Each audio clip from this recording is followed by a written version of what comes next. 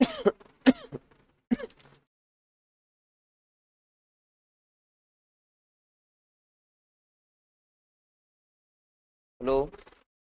सब बच्चों को good morning, sorry good evening. चलिए, जितना जल्द हो सके अपने मित्रों के पास जो है शेयर जितना जल्दी जल्दी करिए भाई।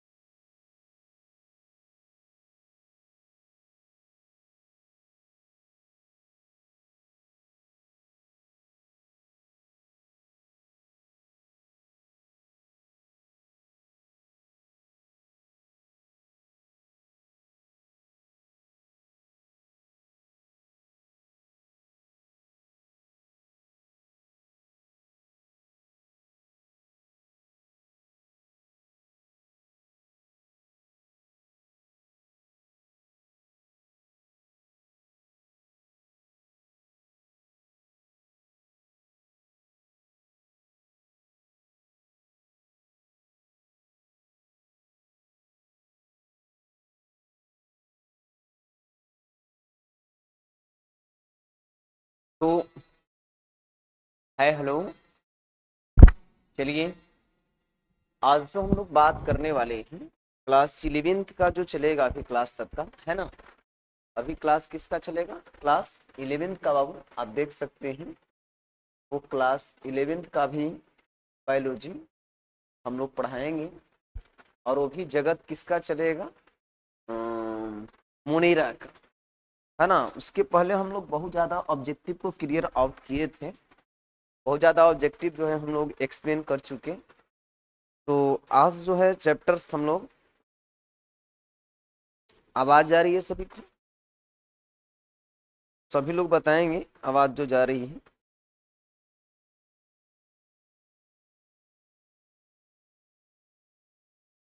मुनीरा जगत का है ना, जगत मुनीरा का।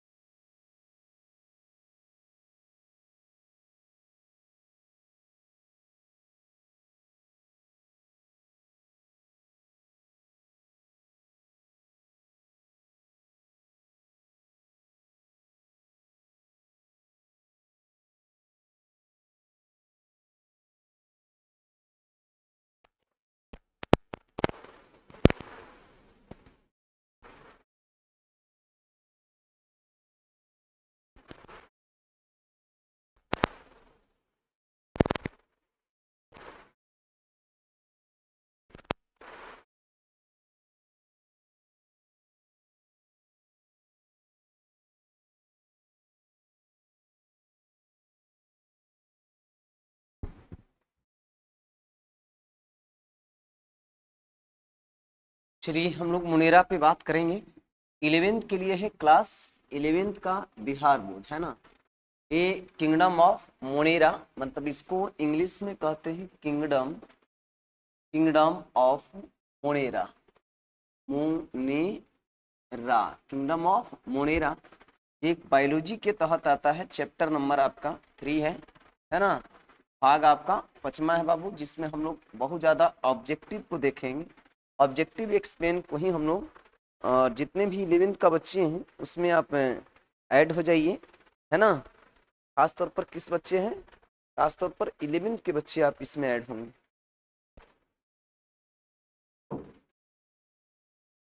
तो कुछ सबसे पहले कहता है कि मुनेरा, इससे पहले हम लोग पढ़े, चलिए इसको ऑब्जेक्टिव हम लोग निकाल लेते हैं, है ना।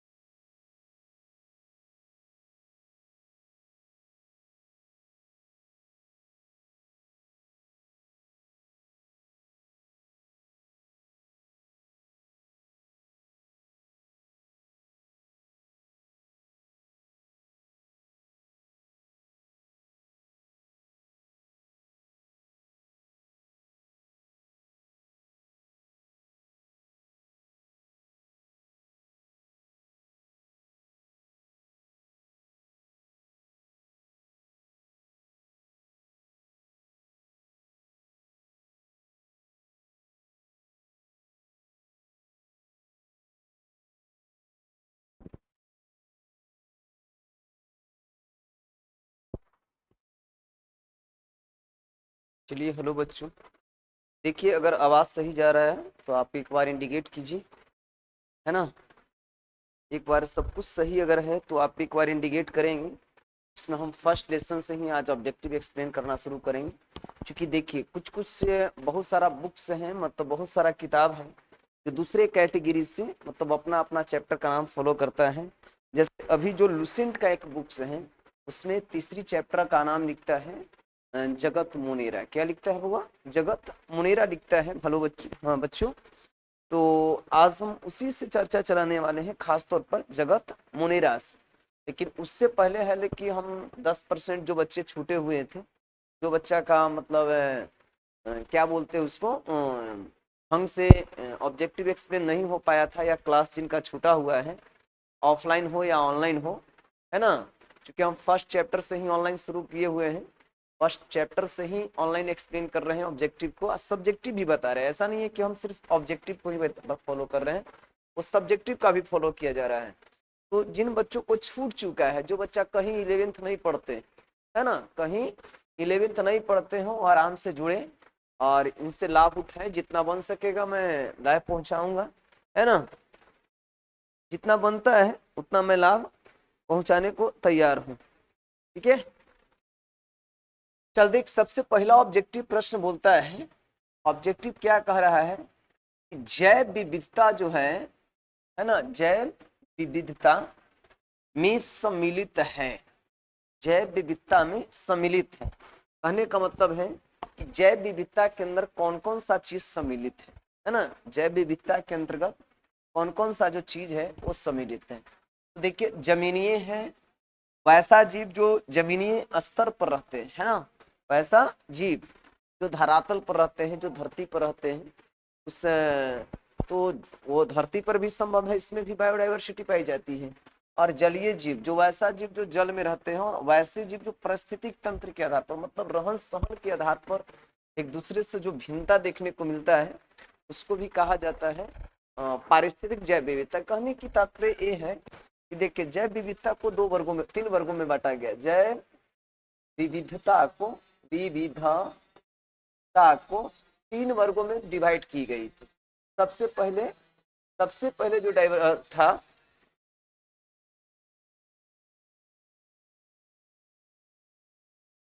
रेट ठीक है, सबसे पहले जो था इसका नाम था जातीय जैव विविधता, जातीय जैव विविधता। दूसरा जो था बाबू, एक मिनट थोड़ा सा टेक्स्ट करने दीजिए।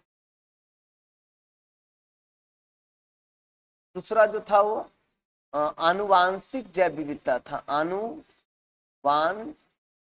जैव विविधता, है ना। और तीसरा जो था हुआ वो था पारिस्थितिक जैव विविधता था, है ना। जैव विविधता था, जैव विविधता। अब यही पारिस्थितिक जैव विविधता जो था वो तीन प्रकार में बट गया था, अल्फा बीटा, है ना, अल्फा बीटा और गामा, अल्फा बीटा या गामा, है ना, अल्फा बीटा या गामा। चलिए बच्चों थोड़ा सा जो आवाज बताइए आप लोग, आवाज वगैरह अगर सब कुछ सही जा रहा है तो थोड़ा सा ओके कर दीजिए, है ना, लाइक कर दीजिए। और थोड़ा सा अपना प्रेजेंटी दर्शाएंगे कि कौन बच्चे हैं, ठीक है, थोड़ा सा बताने का प्रयास करेंगे बाबू। और आवाज और ये लाइट वगैरह ये सब में अगर कोई दिक्कत है तो हमको बताइए, ठीक है। तो ये तीन वर्गों में बांटी गई, जातीय जैव विविधता, आनुवांशिक जैव विविधता और पारिस्थितिक जैव विविधता, है ना। देख लेते हैं इसको, थोड़ा सा इंसेक्ट कर देते हैं।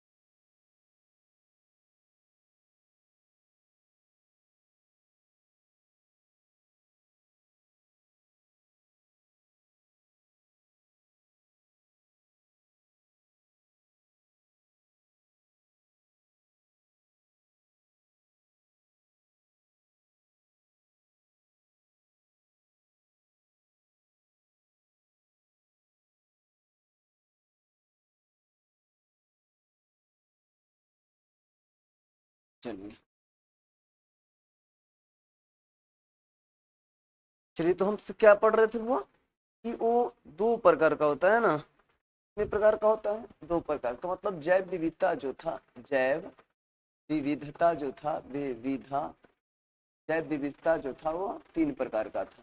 सबसे पहला का नाम था जातीय जातीय जैव विविधता, है ना, पहला का नाम बाबू जातीय जैव विविधता।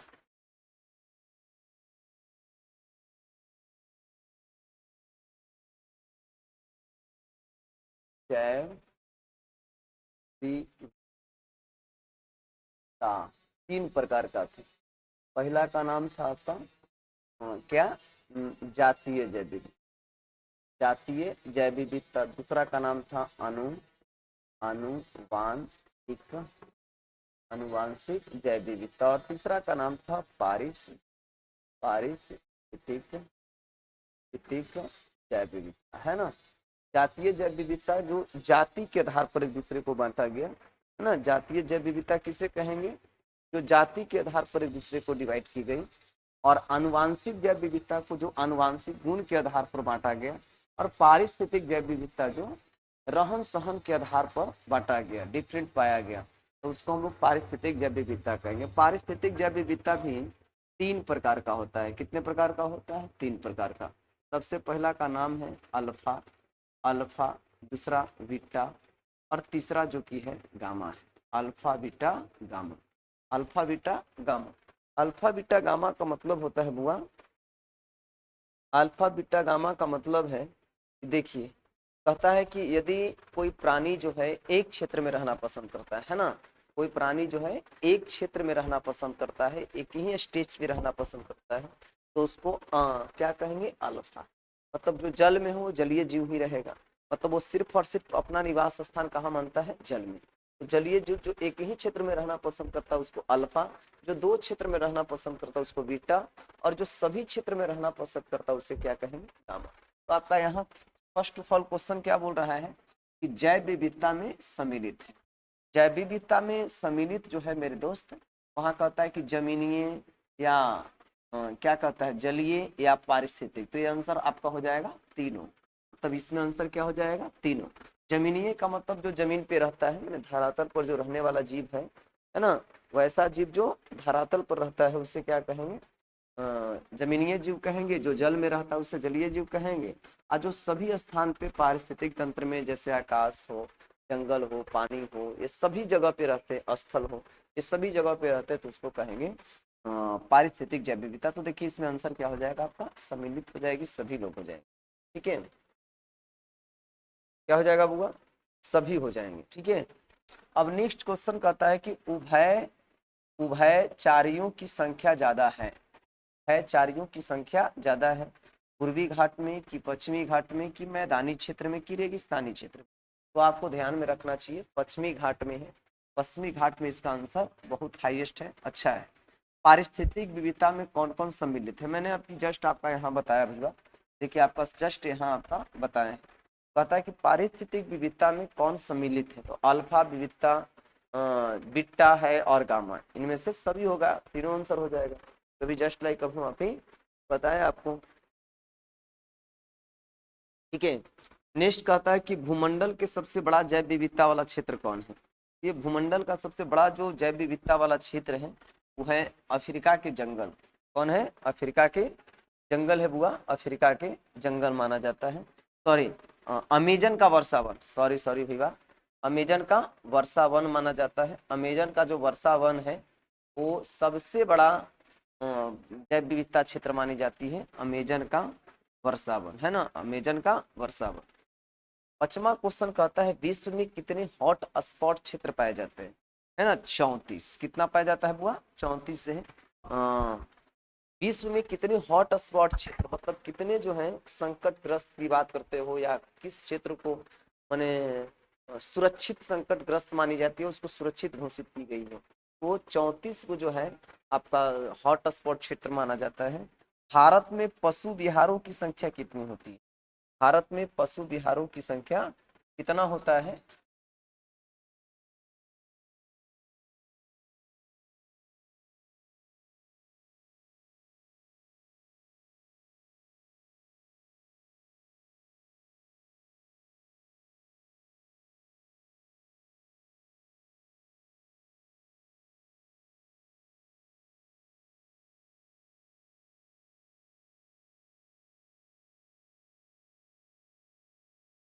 पचमा यही आपका क्वेश्चन बोलता है, पचमा क्वेश्चन से कि 5वां क्वेश्चन कितना है भाई कि विश्व में कितने हॉट स्पॉट क्षेत्र पाए जाते हैं, तो आपका आंसर क्या हो जाएगा? 34।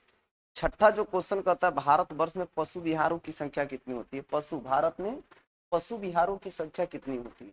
पशु विहार का मतलब है जहां पर पशु को सुरक्षित रखा जाता है, जैसे आप चिड़ियाघर कहते हैं तो चिड़िया को सुरक्षित रखा जाता है। यदि जानवर की कहेंगे तो जानवर को सुरक्षित रखा जाएगा। कि भारत में पशु विहारों की संख्या कितनी होती है, तो ये आपका आंसर क्या हो जाएगा? ये 448 जो है भारत में पशु विहारों की संख्या है ना। नेक्स्ट क्वेश्चन कहता है निम्नलिखित में से कौन विदेशी प्रजाति है? कहने का मतलब है विदेशी प्रजाति का मतलब होता है, विदेशी प्रजाति का मतलब क्या होता है कि जो विदेश से आकर के आपके देश में वो अपना जातीय स्पीसीज को पाया है, तो वो यहाँ का उत्पत्ति नहीं है उसका, मतलब वो किसी दूसरे देश से सम्मिलित होकर के यहाँ आया और यहाँ आकर के अपना अस्तित्व को बरकरार बना लिया, है ना। वैसे पौधा जो विदेश से आकर के यहाँ अपना धाक जमा लिया, विदेश से आकर यहाँ बस गया, विदेश से आकर के यहाँ बस गया और अपना जातीय समुदाय में क्या कर लिया, वृद्धि कर लिया अपने। तो ये आपका है, देखिए आंसर जो हो जाएगा आपका, देखिए पार्थेनियम भी है आपका, लेंटाना भी है और जलकुंभी है। जलकुंभी के बारे में तो सब लोग अभी जानते होंगे भाई, कि जलकुंभी जो है जिसे बंगाल का आतंकवादी कहते हैं, टेररिस्ट ऑफ बंगाल कहा जाता है। जलकुंभी एक वैसा है पौधा है जो जिस जल में रहता है ना, वो जल की सारी ऑक्सीजन को क्या कर लेता है, खींच लेता है, और जो ऑक्सीजन को खींच करके और अपने आप को जीवित रखता है ना। इसमें जो होती है कायिक प्रवर्धन विधि के द्वारा अपनी नई संतति को उत्पन्न करता है। कायिक प्रवर्धन मतलब जो है भू स्तरीय होती है, वो करके अपना नई संतति की उत्पत्ति करता है। तो आप ये ध्यान में रखिए कि सब के सब क्या है, विदेशी प्रजाति है ना, सब के सब क्या हुआ, विदेशी प्रजाति है। चलिए नेक्स्ट क्वेश्चन क्या कहता है, नेक्स्ट क्वेश्चन आपका बोलता है, जो देख लीजिए,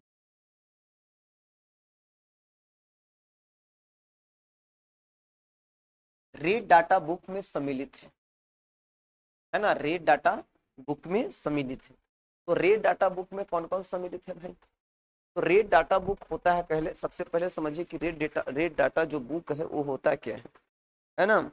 रेड डाटा बुक होता क्या है, रेड डाटा बुक जो होती है ना, वो बाबू बताता है कि जिसमें संकटग्रस्त या विलुप्त हो रहे प्रजाति को, माने वैसा जीव जो इस धरती से विलुप्त हो रहा है ना, वैसा जीव जो संकटग्रस्त है, दुर्लभ है, मतलब वो ये पाया नहीं जा रहा, उसका स्थिति ये खत्म होने जा रहा है। जैसे आप डायनासोर को कह दीजिए, गिद्ध को कह दीजिए, बहुत सारा ऐसा पेड़ पौधा है जिनका अस्तित्व या जीव जंतु उनका अस्तित्व इस धरती से समाप्त हो रहा है। तो ऐसे जीव जंतुओं को नाम लिखा जाता है जिस किताब में, उस किताब का नाम है रेड डाटा बुक, ठीक है, रेड डाटा बुक। संकटग्रस्त, संकटग्रस्त, संकटग्रस्त मतलब रेड डाटा बुक में सम्मिलित है। तो सबसे पहला क्या बोलता है, दुर्लभ पौधों की सूची, दुर्लभ पौधों की। दूसरा, गायब हो रहे पौधों की सूची। अभी मैंने आपको क्या बताया कि गायब हो रहे पौधों की सूची, तो गायब हो रहे पौधों की सूची की उसका अस्तित्व धीरे धीरे क्या हो रहा है, समाप्त हो रहा है ना, उसका अस्तित्व धीरे धीरे समाप्त हो रहा है और समाप्त हो जाएगा। तो ऐसे चीजों को रखा जाता है, विलुप्त हो रहे पौधों की सूची। तो ए आंसर आपका सही हो जाएगी डी। क्या हो जाएगा आपका आंसर सही, डी हो जाएगी। नेक्स्ट कहता है संकटग्रस्त स्पीसीज के संबंध में कौन सा वक्तव्य सही नहीं है ना, संकटग्रस्त स्पीसीज के संबंध में कौन सा वक्तव्य सही नहीं है ना। अब इस श्रेणी में उन जातियों को रखा गया है जिनके विलुप्त होने का भय बना हुआ है ना। ये स्पीसीज संकटग्रस्त हो जाती है क्योंकि इनके प्राकृतिक आवास किन्हीं कारणों से बदल जाते हैं। स्पीसीज की संख्या क्रांतिक सीमा से भी कम रह गई है। हाँ ये बिल्कुल सही है, ये सारे चीज का फॉलो करता है। इस श्रेणी में सुवेद तथा दुर्लभ पौधों में दोनों प्रकार की स्पीसीज को सम्मिलित रखा गया। तो आंसर आपका क्या हो जाएगा डी, ये बिल्कुल सही है। देखिए अब इसमें आंसर लिखा हुआ है ना, टाइप करने वाले जो व्यक्ति थे, ठीक है मैया, राधे राधे रानी, बहुत दिनों के बाद जुड़ी है रानी, है ना, बहुत दिनों के बाद आप आए हैं, है ना। साइलेंट हो जाते हैं ना, हमारे जैसे साइलेंट आप भी हो जाते हैं क्या, हम हो जाते हैं गायब कभी कभी कि लगा हुआ है शेड्यूल और हम नहीं आ पाते हैं, ठीक है, और आप लोग भी गायब हो जाते हैं। खैर अब क्या किया जाए, कभी कभी कुछ टेक्निकल प्रॉब्लम हो जाता है जिसके कारण हमें दिक्कत हो जाता है। खैर अब जो आने का संभावना है वो मैं डेली आऊँगा। ये तो अभी 11 का क्लास चल रहा है ना, ये क्लास 11 का है, ठीक है।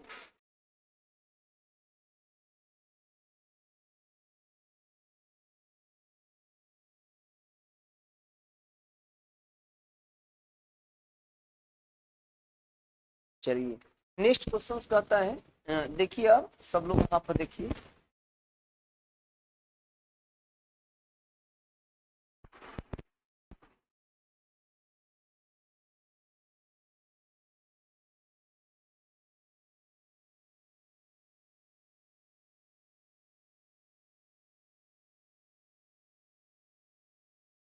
चलिए दूसरा चैप्टर का नाम क्या है? देखिए दूसरा चैप्टर आपका क्या कह रहा है? दूसरा चैप्टर कहता है जैविक वर्गीकरण, बायोलॉजिकल क्लासिफिकेशन, है ना। बायोलॉजिकल क्लासिफिकेशन के तहत आता है। तो बायोलॉजिकल क्लासिफिकेशन के तहत आता है कि इनमें से कौन सा पौधा है, कौन सा, इनमें कौन पौधा की तरह का प्रोटिस्टा है, मतलब कोई ऐसा प्रोटिस्टा का नाम बताइए जो पौधा के जैसा काम करता है ना, पौधा के जैसा काम करता है। हेलो, क्यों डॉक्टर बोला जाए?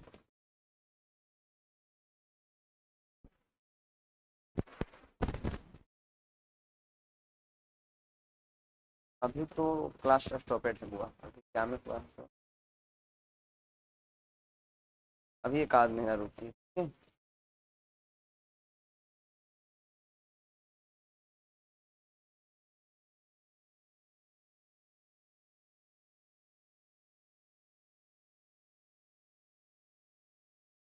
अरे भाई 11th का ही है जी, ये 11th का ही है। एक लड़का पूछ रहा है कि सर 11th क्लास का स्टार्टिंग से तो रहता है नहीं, है ना। 11th का ही तो है, अभी 4 बजे से स्टार्ट, तो आप देखें आपका आपके ऊपर शेड्यूल नहीं गिरा हुआ है इंटरटेनमेंट वेबसाइट 11th का कब होगा सर? तो 11th का ही तो हो रहा है, थोड़ी के ना 12th का हो रहा है। आप नोटिस देख भी नहीं करते हैं, नोटिस देखिए, है ना, नोटिस का देखना शुरू कीजिए। चल, इनमें से कौन पौधा की तरफ प्रोटिस्टा काम करता है, मतलब कौन सा ऐसा प्रोटिस्टा है जिसमें पौधा का गुण पाया जाता है ना। इसमें क्या बोल रहा है, इनमें कौन पौधा की तरह का प्रोटिस्टा है, कौन सा ऐसा प्रोटिस्टा है जिसमें पौधों की तरह का गुण पाया जाता है ना। सबसे पहले ऑप्शन क्या देता है, डायटम, सबसे पहले डायटम देता है, इब्लिना देता है, इब्लिना जो आप जस्ट पढ़ाए ऑफलाइन क्लास में, अमीबा देता है और पैरामीशियम देता है, अमीबा और पैरामीशियम देता है। तो बताइए कौन सा ऐसा पेड़, कौन सा इसमें प्रोटिस्ट है, कौन सा ऐसा प्रोटिस्टा है जिसमें पौधे की तरह उसमें पाया जाता है लक्षण। देखिए डायटम तो हो नहीं सकता है, अमीबा हो नहीं सकता, पैरामीशियम हो नहीं सकता है, तो आपका आंसर क्या हो जाएगा, यूग्लिना। क्या हो जाएगा बाबू, यूग्लिना हो जाता है। क्योंकि अमीबा आप जानबे करते हैं कि वैसा जंतु है जो सड़े गले अकार्बनिक पदार्थों से अपना भोजन ग्रहण करता है ना, पौधा से ग्रहण करता है। इसका आकार क्या होता है, अनिश्चित होती है। यह अपना भोजन जो है फुटपाथ की सहायता से ग्रहण करता है ना। यह अपना जो नई संततियों का विकास जीव विखंडन क्रिया द्वारा करता है, मतलब वो अलैंगिक जनन की क्रिया द्वारा करता है। नेक्स्ट है पैरामीशियम, भी यही बात है कि पैरामीशियम का बस फर्क इतना है कि पैरामीशियम का जो आकार है वो निश्चित होता है, पैरामीशियम का आकार निश्चित होता है, पैरामीशियम का आकार निश्चित होता है, और पैरामीशियम का आकार निश्चित होता है। और यह अपना भोजन जो है सिलिया की सहायता से ग्रहण करता है, किसकी सहायता से, सिलिया की सहायता से, सिलिया की सहायता से ग्रहण करता है, किसकी सहायता से ग्रहण करता है, सिलिया की सहायता से ग्रहण करता है। किसकी सहायता से ग्रहण करेगा वो, सिलिया की सहायता से ग्रहण करता है ना। इसमें पोषक तत्व को पचाने के लिए एक निश्चित अंग होती है जिसे रसधानी कहते हैं। इसमें पोषक तत्व को ग्रहण करने के लिए एक निश्चित अंग होती है जिसे आप मुख्य द्वार कहते हैं। तो आपका आंसर क्या हो जाएगा भाई, यूग्लिना हो जाएगा। क्या हो जाएगा छोटू भाई, यूग्लिना हो जाएगी। नेक्स्ट क्वेश्चन कहता है, दूसरा प्रश्न क्या बोल रहा है, देखिए दूसरा प्रश्न जो बोल रहा है वो है आपका कि फंजाई के बारे में निम्नलिखित में से कौन सा कथन सत्य है ना। फंजाई के बारे में देख रहे हैं ना, प्रश्न जो आपका क्या कहता है कि फंजाई, फंजाई के बारे में निम्नलिखित में कौन सा कथन सत्य है। फंजाई होता है क्या, सबसे पहले आप ध्यान रखिए कि फंजाई जो है सभी सबसे ज्यादा नमी स्थानों पर पाया जाता है, जहाँ नम स्थान होते हैं, है ना। कहाँ होती है, नम स्थान होता है बुआ, और नम स्थानों के जगह पे पाया जाता है जिसका नाम फंजाई होता है। हाँ, इनमें फफूंद यूकैरियोटिक जीव है, फफूंद यूकैरियोटिक जीव है। इनमें प्रजन, इसमें इनमें जो है जनन जीवाणुओं द्वारा होता है। इनका शरीर हाइफी का बना होता है, का बना होता है, हाइफी का बना होता है, ठीक है, हाइफी का बना होता है मेरे दोस्त। अब फफूंद, हाँ, फम्फू की इति से पेक्टोसेलुलोज की बनी होती है ना। मैंने फफूंद की जो कोशिका भित्ति है, उस सच बात है कि पेक्टोसेलुलोज का बना होता है, किसका बना होता है, टेक्टोसेल्यूलोज का बना होता है ना। आपका आंसर कौन हो जाएगा, आपका डी हो जाएंगे। क्या हो जाएगा आंसर, डी हो जाएगा। नेक्स्ट क्वेश्चन कहता है, देखिए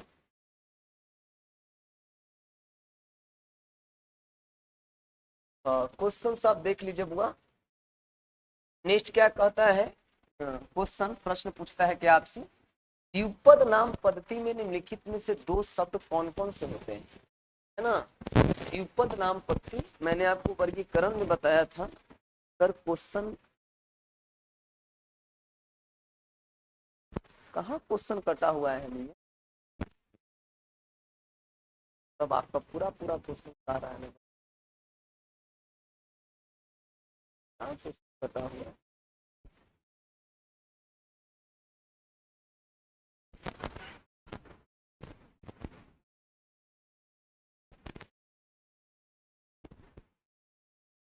कहाँ क्वेश्चन कटा हुआ है, तो कभी कदार इधर उधर कर देंगे, है ना। कभी जो है इधर उधर कर देंगे, तो आप देख लीजिएगा, है ना। और बहुत सारा चीज है, ये ऑब्जेक्टिव है जो आपका 11th के साथ साथ कंपटीशन में भी बड़ी काम आता है ना, बहुत ज्यादा काम आता है। सर क्वेश्चन कटा हुआ है रानी मियाँ, नहीं अब तो ठीक जाएगा, देखा जी।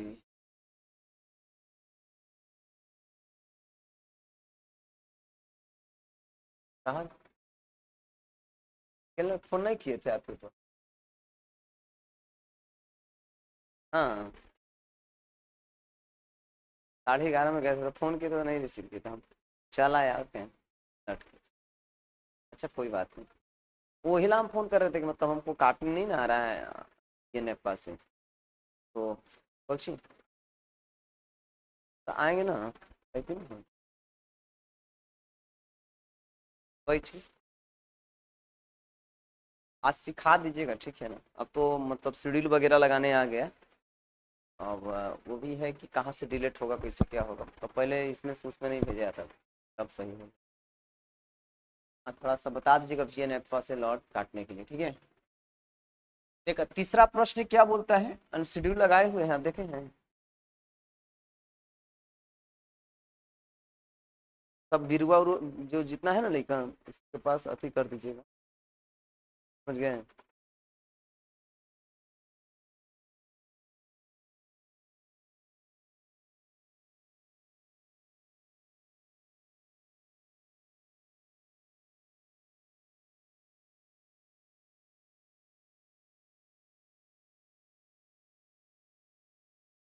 हम लाइव आए हुए तो नहीं देखा रहेगा ये,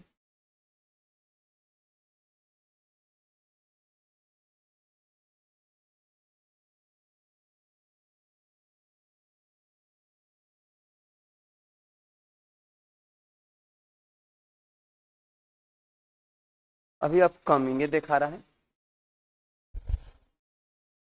हाँ?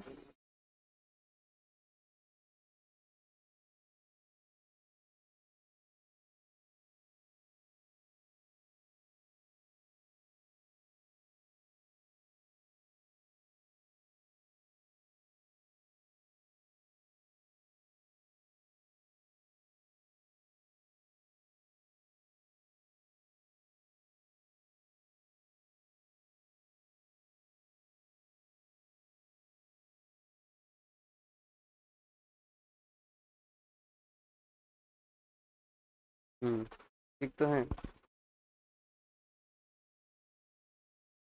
प्रिंस, प्रिंसेस प्रिंस सर है ना, रानी क्रिश्चन का सर, सर है। चलिए बहुत अच्छा है, दिखा रहा है, लाइव दिखा रहा है ना।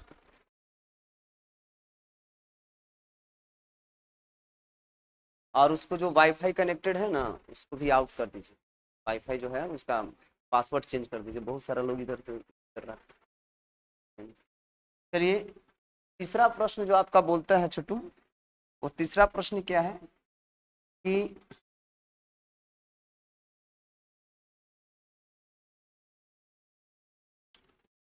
द्यू नाम पद्धति में निम्नलिखित में दो शब्द कौन कौन से होते हैं, है ना। द्विपाद द्यू नाम पद्धति में कौन सा कथन सत्य है, कौन कौन सा कथन सत्य है, तो आप देख सकते हैं जीनस, जीनस तथा स्पीसीज, जीनस तथा वेराइटी, और फैमिली तथा जीनस, है ना, गण तथा कुल, गण तथा कुल, इसको सम्मिलित किया गया है ना। तो आप ध्यान में रखिएगा, जीनस तथा स्पीसीज, जीनस तथा स्पीसीज जो है इसको सम्मिलित किया गया है ना। जीनस तथा स्पीसीज से फैमिली तथा जीनस, जीनस तथा वेराइटी, गण तथा कुल में आंसर आपका क्या हो जाएगा बुआ, आंसर आपका ए हो जाएगा, जीनस तथा स्पीसीज, जीनस तथा स्पीसीज। निम्नलिखित में कौन अंतर परिवर्तनीय है, निम्नलिखित में कौन अंतर परिवर्तनीय है ना, अंतर परिवर्तनीय है। तो ये आपका आंसर हो जाएगा बी, है ना, टैक्सोनॉमी तथा सिस्टेमेटिक्स, टैक्सोनॉमी तथा सिस्टेमेटिक्स, है ना, सिस्टेमेटिक्स क्या हो जाता है, टैक्सोनॉमी तथा सिस्टेमेटिक।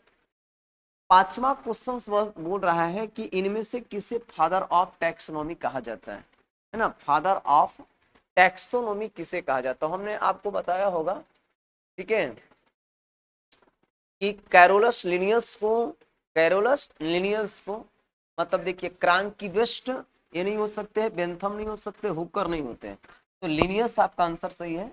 फादर ऑफ टैक्सोनॉमी किसे कहा जाता है ना, फादर ऑफ टैक्सोनॉमी किसे कहा जाता है, ठीक है बुआ, फादर ऑफ टैक्सोनॉमी किसे कहा जाता है, फादर ऑफ टैक्सोनॉमी किसे कहा जाता है, देखिए लिखा हुआ है कि फादर ऑफ टैक्सोनॉमी कहा जाता है किसे, तो आंसर हो जाएगा आपका लिनियस हो जाएगी, क्या हो जाएगा, लिनियस हो जाएगा, ठीक है, लिनियस। नेक्स्ट कहता है छठा क्वेश्चन कि क्रोमोसोम पर आधारित वर्गीकरण को क्या कहा जाता है ना, क्रोमोसोम पर आधारित वर्गीकरण को क्या कहा जाता है ना, क्या बोलते हैं बुआ, क्रोमोसोम पर आधारित वर्गीकरण को क्या कहा जाता है, तो देखिए साइटोटैक्सोनॉमी कहा जाता है, क्या कहा जाता है, साइटोटैक्सोनॉमी कोटि कहा जाता है, साइटोटैक्सोनॉमी कोटि कहा जाता है। नेक्स्ट है सातवां प्रश्न, क्या बोलता है, कृत्रिम वर्गीकरण में जीवों को निम्नलिखित में किस आधार पर वर्गीकृत किया जाता है ना, कृत्रिम वर्गीकरण में जीवों को निम्नलिखित में किस आधार पर वर्गीकृत किया जाता है। कृत्रिम तरीके से कहने का मतलब है जो अध्ययन करने की सुविधा के दृष्टिकोण से, है ना, अध्ययन करने की सुविधा के दृष्टिकोण से ये बोल रहा है कि किस गुण के आधार पर डिवाइड किया जाता है ना, डिवाइड किया जाता है। तो आपका आंसर क्या हो जाएगा भाई, आंसर जो है आपका, है ना, देख लीजिए, आंसर है पहला है आपका सामूहिक संबंधों में वंशानुगत पर, वंशानुगत गुणों पर, सामूहिक संबंधों से एक या दो गुणों के आधार पर, एक या दो गुणों के आधार पर, मतलब कृत्रिम रूप से जो वर्गीकृत किया जाता है ना, वो एक या दो गुणों के आधार पर वर्गीकृत किया जाता है ना, एक या दो गुणों के आधार पर वर्गीकृत किया जाता है। हाँ सर, आए बता ना, लाइव आए हुए हैं, देख रहे हैं अब तो, अच्छा तो आइएगा ना, ठीक है, ठीक।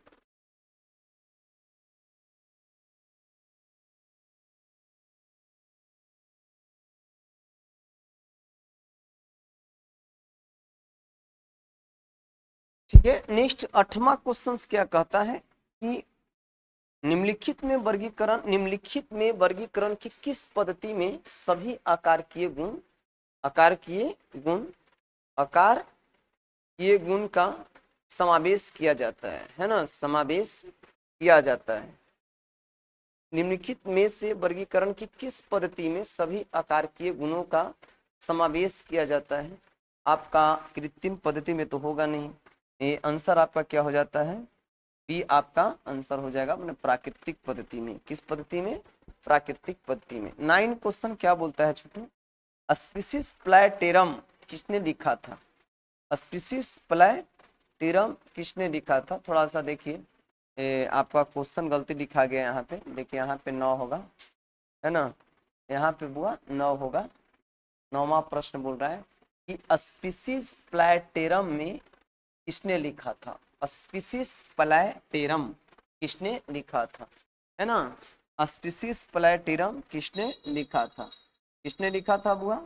तो स्पीसीज प्लेटेरम जो है लिखने वाला व्यक्ति का नाम था कैरोलस लिनियस। क्या नाम था उनका? Carolus Linnaeus. क्या नाम था छोटू? Carolus Linnaeus. देखिए आपका आंसर होगा, हाँ आंसर आपका डी हो जाएगा, कैरोलस लिनियस। ठीक है ना, कैरोलस लिनियस थे। और जो भी अब तो 11th का पता चल रहा है ना, 11th का है। और आप क्या बोलते हैं, सभी का अपकमिंग टाइम लगा दिया गया है, शेड्यूल लगा दी गई है, जिसको आप अपने यूट्यूब चैनल पर हम पे देख सकते हैं कि कब क्लास, कौन सा क्लास कितना बजे से आएंगे। ठीक है ना, सबका हेडलाइन देखिए, बैनर तले मैं शूट कर दिया हूँ, वहाँ से आप समझ सकते हैं कि कौन सा बैच कितने बजे से है।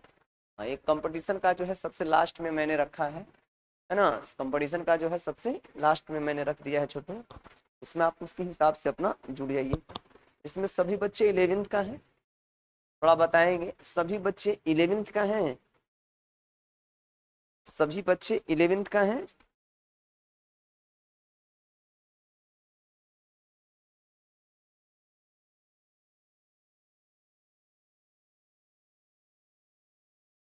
सभी बच्चे थोड़ा सा बताएंगे, सभी बच्चे 11th का हैं? सब अपना हाजिरी दीजिए प्लीज, है ना? क्या सभी बच्चे 11th क्लास का हैं?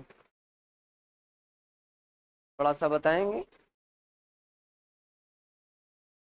अच्छा लग रहा है, मतलब अच्छे से पढ़ा रहे हैं बुआ आप लोग को? पढ़ने में जो मैं पढ़ा रहा हूँ वो पढ़ाई आपको समझ में आ रही है, अच्छा से आ रहा है? जो कोई तनी मनी अगर दिक्कत है वो हमको बताइए, है ना? जो बात थोड़ा दिक्कत में आ रही है वो हमको समझ बताइए कि हाँ सर यहाँ पे दिक्कत है। ठीक है,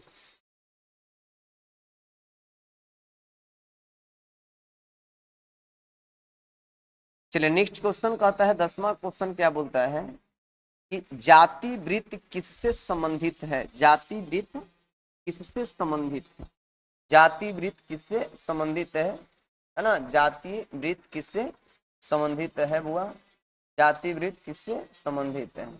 प्राकृतिक वर्गीकरण, विकासीय वर्गीकरण, कि विकासीय इतिहास, कि आपका जीवों की पहचान और नामाकरण, है ना? तो आपका क्वेश्चन आंसर हो जाएगा क्या? बी है, विकासीय वर्गीकरण। सब लोग का 11th का ऑब्जेक्टिव दे देंगे जी, सब 11th का ऑब्जेक्टिव जो है आप लोग निकल रहा है, उस निकलने के हिसाब से उसी के हिसाब से हम लोग सेटअप भी करेंगे, है ना? जातिवृत्त किससे संबंधित है? प्राकृतिक वर्गीकरण, विकासीय वर्गीकरण, की विकासीय इतिहास, की जीवों की पहचान और नामाकरण। तो आंसर आपका क्या हो जाएगा? बी है। आंसर आपका क्या हो जाएगा बुआ? बी है। ठीक है, आंसर आपका बी हो जाएंगे। आंसर आपका क्या हो जाएगा? बी हो जाएगा। 11th क्वेश्चन क्या बोलता है? 11 क्वेश्चन बोलता है कि सूक्ष्म एक कोशिकीय जीव जो पानी में पाए जाते हैं उन्हें क्या कहा जाता है? माने वैसा जीव जो पानी में पाया जाता है, सूक्ष्म जीव है और पानी में पाया जाता है ना, सूक्ष्म जीव है और पानी में पाया जाता है।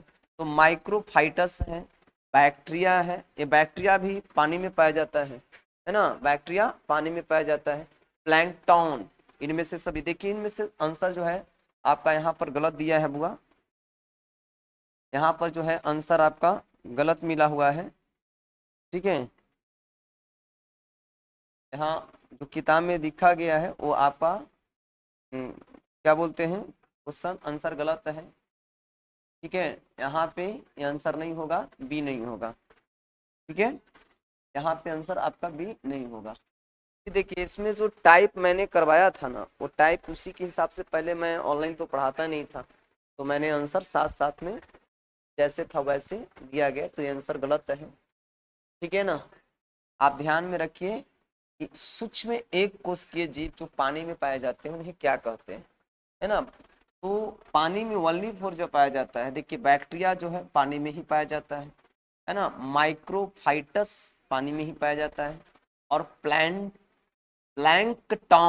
प्लैंकटन ये भी जो है, ये सब के सब जो बैक्टीरिया है आपको पाया जाता है पानी में, है ना, पानी पर भी पाया जाता है और कभी कभी स्थल पर भी पाया जाता है। ये आंसर आपका इनमें से सभी हो जाएगा, मतलब आंसर आपका डी हो जाएगा। आंसर क्या हो जाएगा बुआ? डी हो जाएंगे। है ना। नेक्स्ट क्वेश्चन कहता है इनमें से कौन प्रोकैरियोटिक है, कौन प्रो, आप लोग देख करके आंसर मार देते हैं ना, इसको साइलेंट कर दीजिए, है ना। अभी से सब आंसर हट जाएगा, आप ध्यान में रखिए, सब आंसर को हटाया जा रहा है। तो 12 क्वेश्चंस क्या बोलता है, 12 नंबर जो क्वेश्चंस है वो बोल रहा है आपसे कि बताइए सर इनमें कौन प्रोकैरियोट है, माने कौन सा जीव है जो प्रोकैरियोटिक कोशिका है ना, इसमें कौन जो है आपका प्रोकैरियोटिक कोशिका है, में कौन जो है प्रोकैरियोटिक कोशिका है।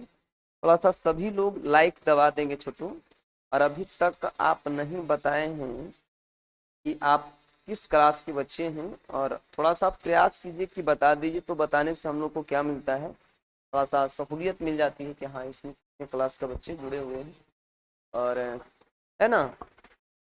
चलिए इनमें कौन प्रोकैरियोटिक है, तो क्लेमाइडोमोनास, यूलोथ्रिक्स और बैक्टीरिया, है ना। ये सब जो है आपका आंसर क्या हो जाएगा, आंसर देखिए आपका क्या देता है वहां, सी, क्या देता है, सी है। तो ये बैक्टीरिया जो है, ठीक है बुआ, बैक्टीरिया जो है आप कहता है कि बैक्टीरिया जो है इसमें प्रोकैरियोटिक कोशिका होता है, तो क्लेमाइडोमोनास और यूलोथ्रिक्स भी तो होता है ना, तो ये जो है गलत चीज है, मतलब आपका आंसर डी हो जाएगा, क्या हो जाएगा कि क्लेमाइडोमोनास जो है वो भी प्रोकैरियोटिक कोशिका होता है, क्लेमाइडोमोनास जो है प्रोकैरियोटिक कोशिका होता है मेरे दोस्तों, और यूलोथ्रिक्स जो है वो भी आपका प्रोकैरियोटिक होता है, और बैक्टीरिया भी जो है वो आपका, बैक्टीरिया को हिंदी में क्या कहा जाता है, जीवाणु कहा जाता है, क्या कही जाती है, जीवाणु कहा जाता है, बैक्टीरिया को जीवाणु कहा जाता है। तो बैक्टीरिया भी जो है एक प्रकार से आपका क्या हो गया, प्रोकैरियोटिक कोशिका है, तो आपका आंसर क्या हो जाएगा, डी हो जाएगा, जबकि आंसर दिया है वहां आपका क्या दिया है आंसर, देख लीजिए, सी देता है ना। चलिए नेक्स्ट क्वेश्चन क्या कहता है, इसमें बहुत ज्यादा है ना,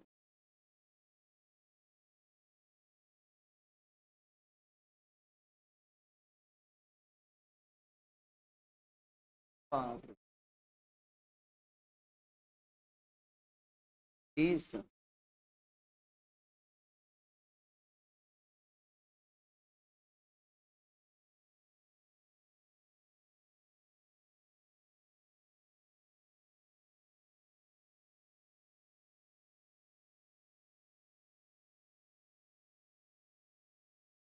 चलिए कोई बात नहीं, हम लोग 20 तक के कंप्लीट करेंगे, ठीक है। कहाँ तक कंप्लीट करना है हम लोग को, 20 तक का, ठीक है बाबू, 20 तक का जो हिस्सा है हम लोग कंप्लीट करेंगे। तो कहता है ना कि देख यहाँ पर क्वेश्चन क्या बोल रहा है कि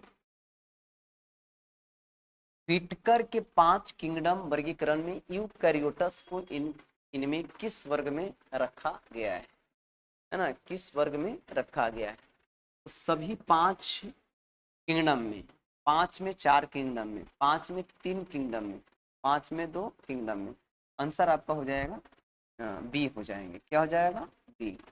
14 क्वेश्चन, मुनेरा में किस प्रकार का पोषण पाया जाता है, मुनेरा में किस प्रकार का पोषण पाया जाता है ना। मुनेरा में किस प्रकार का, देखिए मुनेरा जो है आपको बताए थे कि मुनेरा जो है स्वपोषण भी कर लेता है, मुनेरा जो है स्वपोषण विधि के द्वारा भी अपनी नई संतति को उत्पन्न, सॉरी भोजन ग्रहण कर लेता है स्वपोषण के तहत, और दूसरा है विषम पोषी भी कर लेता है, सहजीविता नहीं करता है।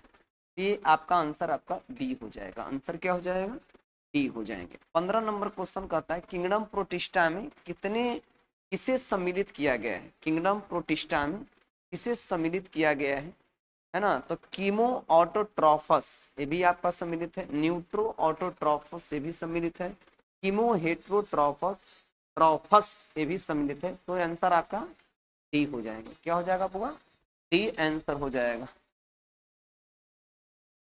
नेक्स्ट क्वेश्चन देखिए 16 नंबर क्वेश्चन बोलता है आपका, देखिए आंसर सामने हाजिर है ना, आंसर आपका सामने हाजिर है। बट आप सोच समझ के उत्तर दीजिएगा, क्योंकि इसमें बहुत सारा चीजों को नजरअंदाज की गई है, आंसर कहीं कहीं आपका गलत भी दिया गया है। ठीक है, इसलिए सोच समझ के आंसर दीजिएगा। निम्नलिखित में कौन स्वपोषी प्रोटिस्टा है ना, निम्नलिखित में कौन स्वपोषी प्रोटिस्टा है? आपका आंसर हो जाएगा स्लाइम मॉडल्स, अमीबा, कि कवक, कि डायटम, है ना। ए आपका आंसर जो हो जाएगी स्लाइम मॉडल्स हो जाएंगे, स्वपोषी है कि अमीबा तो है नहीं, कवक है नहीं, स्लाइम मॉडल्स होगा, और एक जो हो जाएगा डायटम हो जाएगा। तो आंसर आपका देखिए यहाँ पे गलत दिया है, यहाँ पे आंसर क्या हो जाएगा, ए और डी हो जाएगा। क्या हो जाएगा, ए और डी आंसर हो जाएगा। समझ गए, ए और डी आंसर हो जाएगा छोटू। ठीक है, ए और डी आंसर हो जाएगा। नेक्स्ट कहता है कि 5 किंगडम वर्गीकरण में किस एक किंगडम में निर्हरित शैवाल, नाइट्रोजन स्थिर करने वाले बैक्टीरिया तथा मिथेनोजेनिक आर्कियोबैक्टीरिया को रखा गया है ना। आपका आंसर देखिए मोनेरा, ये हाजिरी है, ये बिल्कुल सही है, ये आपका सही क्वेश्चन से। 18 क्वेश्चन नंबर बोलता है इनमें किस प्रोटिस्ट में सिलिया द्वारा गति होता है? सिलिया आपका आंसर होना चाहिए, देखिए, है ना, सिलिया। क्या बोल रहा है बुआ?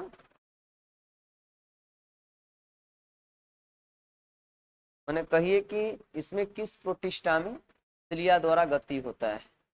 देखिए पैरामीशियम मैंने आपको बताया होगा कि पैरामीशियम के द्वारा ही जो पैरामीशियम जो है सिलिया की सहायता से अपना भोजन ग्रहण करता है, और सिलिया की सहायता से वह अपनी गति को क्या करता है, सक्षम बनाता है। मैंने सिलिया की सहायता से एक स्थान से दूसरे स्थान तक क्या करता है, वो जाता है। ठीक है, तो आपका आंसर क्या हो जाएगा, सिलिया हो जाएगा, सॉरी पैरामीशियम हो जाएगा। रेड टाइड किस वर्ग के जीवों से होता है? रेड टाइड, है ना, रेड टाइड किस वर्ग के जीवों से होता है? तो आंसर आपका देखिए स्लाइम मॉडल्स हो नहीं सकता है, डायनोफ्लैजेलेट, आंसर आपका डायनोफ्लैजेलेट होगा। कवक की कोशिका भित्ति किससे बनी होती है? कवक की जो कोशिका भित्ति होती है ना, कवक की कोशिका भित्ति जो होता है किस चीज का बनता है? पेक्टिन का बना होता है, कि कैलोज का बना होता है, कि हेमीसेलुलोज का बना होता है, कि चिटिन का बना होता है? देखिए यहाँ आंसर आपका गलत दे रहा है। आंसर है देखिए कवक की कोशिका भित्ति बोल रहा है कि चिटिन के द्वारा बना होता है, जो कि आपका गलत है ना। हेमी सेल्यूलोज या पेक्टिन, पेक्टिन का बना होता है, किस चीज का, पेक्टिन का बना होता है। हाँ आपका आंसर गलत। हाँ 20 नंबर क्वेश्चन से 21 नंबर एक बार सुन लीजिए, और हम लोग फिर अगले क्लास में आप सभी लोग को मैं बताऊंगा। तो जितने भी बच्चे हैं आज ना, जितने बच्चे हैं उन सभी चीज का क्लास में ऑब्जेक्टिव एक्सप्लेन किया है। हाँ जाइगोमाइसिटीज, जाइगोमाइसिटीज के द्विगुणित विश्राम बीजाणु को आप क्या कहते हैं, है ना?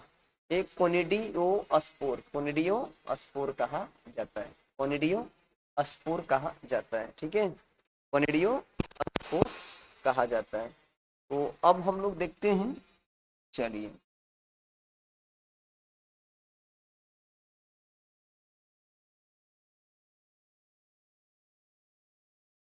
ठीक है बाबू।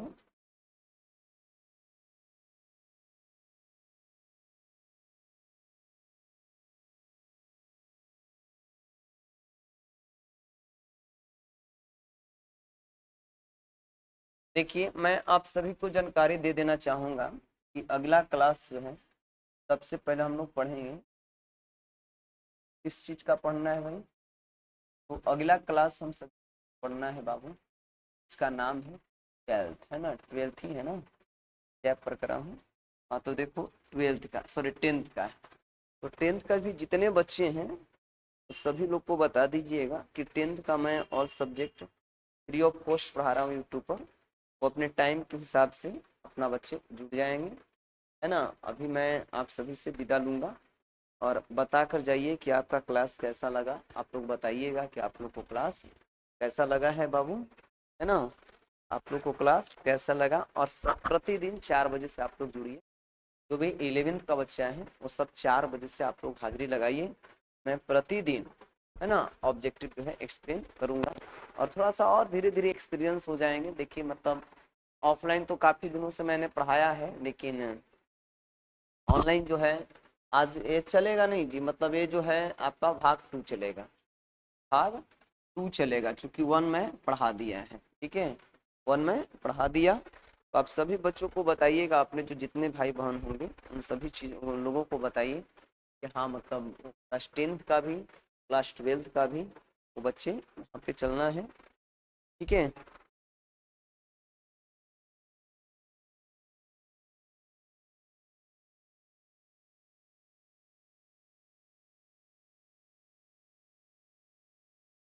और अगर आप लोग को अच्छा लगता है तो लाइक सब्सक्राइब थोड़ा सा कर दीजिएगा सभी लोग, है ना, सभी लोग जो है लाइक और सब्सक्राइब कर दीजिएगा, अच्छा रहेगा। मतलब थोड़ा सा सब्सक्राइबर तो अभी मेरा बहुत कम ही है, बहुत ज़्यादा कम है।